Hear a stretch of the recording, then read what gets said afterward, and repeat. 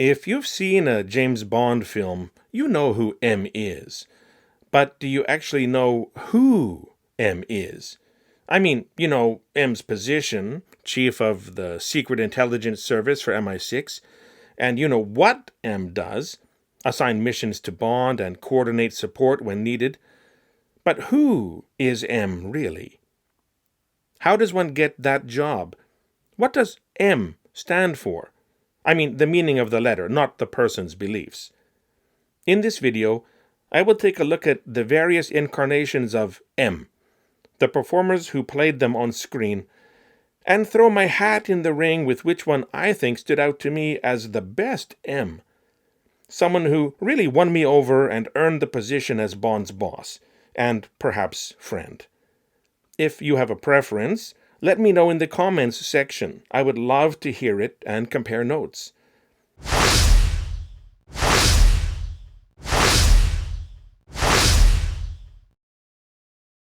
Disclaimer: I will only be considering the Eon Productions films in this video.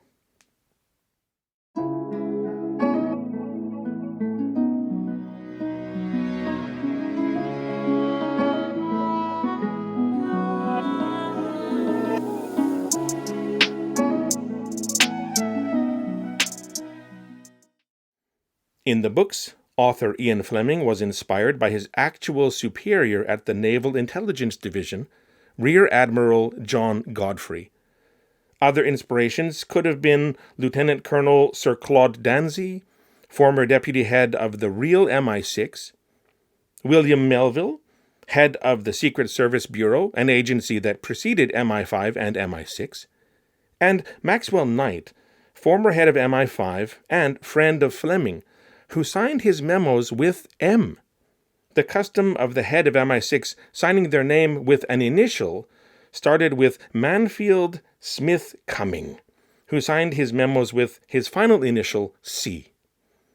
Indeed, in the third Bond novel, Moonraker, Fleming established M's name as being M something, M something. In a later novel, the full name was confirmed as Sir Miles Masservy. These real-life inspirations lent to M history and experience in British intelligence, a military background that was largely naval, and a certain posh pedigree and social status. In the books, M's voice is described as brutal, cold, curt, dry, gruff, stern, and testy, giving us a sense of this man's character. As Bond's direct superior, it has been argued that M represents England and Englishness itself, as Fleming saw it, and acts as a point of stability for Bond to launch himself into missions. After Ian Fleming's passing, the novels continued, retaining Sir Miles Masservy as M. As the times changed, the Cold War diminished, and Britain's place in the world waned, this M wanted to protect Bond and Bond's attitude, for Britain would need a blunt instrument such as Bond in the future.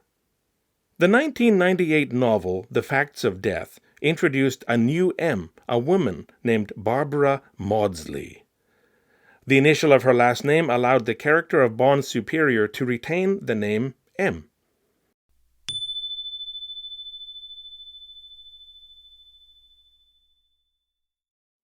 In the films, the first actor to portray M was Bernard Lee.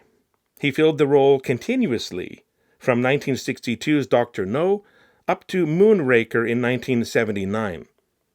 This covered all of the Connery films, Lazenby's single outing, and all but the final 2 films in the Moore era, for a total of 11 theatrical appearances. Having this type of character continuity maintains the sense that, although James Bond was sometimes recast, he was always the same character throughout the films. Lee's M was interpreted, through writing and acting, in a very faithful manner to M from the books.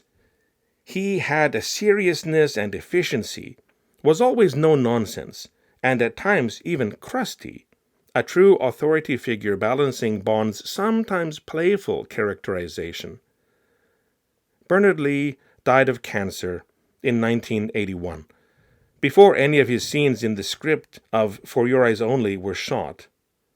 It was decided that the character would not be recast at that time, so M's lines were given to other characters with similar authority, and M did not appear in the film at all. Out of respect for Bernard Lee and his tenure in the role of M, a painting of Lee as M was added to the set design of MI6's Scottish headquarters in 1999's The World Is Not Enough, suggesting further cinematic continuity extending into the Brosnan era. Robert Brown was cast as M moving forward, starting with Octopussy in 1983 and ending in 1989 with License to Kill, for a total of 4 films. This extends the continuity from Moore's era to Dalton's era, thereby linking Dalton's era all the way back to Connery. Brown had previously played Admiral Hargreaves in 1977's The Spy Who Loved Me, so it is arguable that Brown's M is actually Hargreaves, having been appointed to the position of M, rather than being a recast version of Lee's M. However, there is some debate on that issue. Brown's portrayal of M, in writing and performance, is a softer version, nicer, while still being efficient at his job. This could be, in the cinematic universe, a new man who was promoted to the position of M, but nothing is mentioned about the previous M leaving. And Hargreaves' initial would be H, not M. If he is Hargreaves, then the code name for that position is actually M, which goes against the concept of the character. I lean towards Brown being a recasting of Lee's M, as opposed to a different character, and the slightly different persona being chalked up to different writers and a different real-world situation.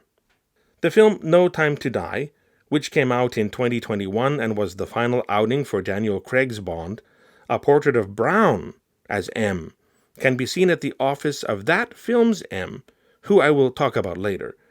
As No Time to Die pays homage to so many Bond films before it, I don't consider this an extension of continuity, which it couldn't be due to the reboot nature of the Craig era, but rather an Easter egg for sharp-eyed viewers. In 1995, we met a new M, this time a woman. Dame Judi Dench played the role in all Brosnan-era films, from 1995's GoldenEye to 2002's Die Another Day. This gender change has precedent, as the character was based on Stella Remington, the head of MI5 between 1992 and 1996. This M comes across as cold and blunt, preferring to rely on statistics and analysis. In a famous quote from GoldenEye, Dench's M calls Bond a sexist, misogynist dinosaur, a relic of the Cold War. While we never learn this M's real name, it can be assumed that her last initial is M, in keeping with established canon. As mentioned earlier, a portrait of Bernard Lee as M can be seen in 1999's The World Is Not Enough, implying that the version played by Dame Judi Dench inherited the position from the earlier cinematic version of M, or is part of some line of succession extending from that character. Calling Brosnan's Bond a relic of the Cold War also suggests that this is the same Bond we have seen in earlier films, simply recast. Brosnan's run as Bond ended after 4 films, with Die Another Day, but that was not the last we were to see of Dame Judi Dench. When the franchise was rebooted in 2006 with Casino Royale, and Daniel Craig as a new version of Bond on his first 00 mission, Dench was brought back to play the role of M once more. In the reboot version, Dench's M has a long history with MI6, dating back to the Cold War. Bond has newly risen to 00 status, but this version of M has a long history with him as well. Her role as M seems almost maternal at times, and this might be common for her with agents, based on how Raul Silva talks about her in Skyfall. Her leadership style is often criticized by her superiors, and she is under review in Casino Royale, ordered to withdraw Bond and cease certain investigations in Quantum of Solace, and faces a public inquiry in Skyfall. This M dies in Skyfall, leaving Dame Judi Dench with 3 more films in the Craig era and a total of 7 appearances, not including a cameo in Spectre.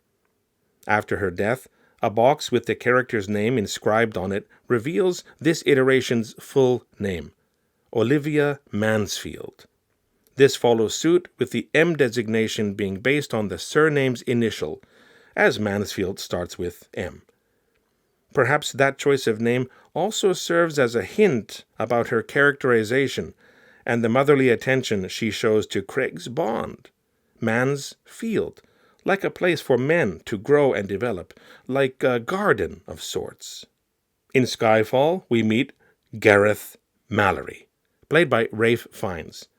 Mallory, a former lieutenant colonel in the British Army, was the chairman of the Intelligence and Securities Committee and one of those criticizing Olivia Mansfield's decisions as M in the public inquiry in Skyfall.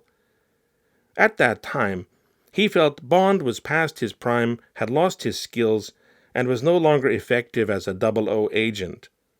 On paper, this belief was justified, as Bond had done very poorly on his recent qualifications tests. However, over the course of the film, Mallory saw Bond in action and realized that there were intangibles that could not be put to any simple metric, and recognized Bond's unmistakable value as an agent.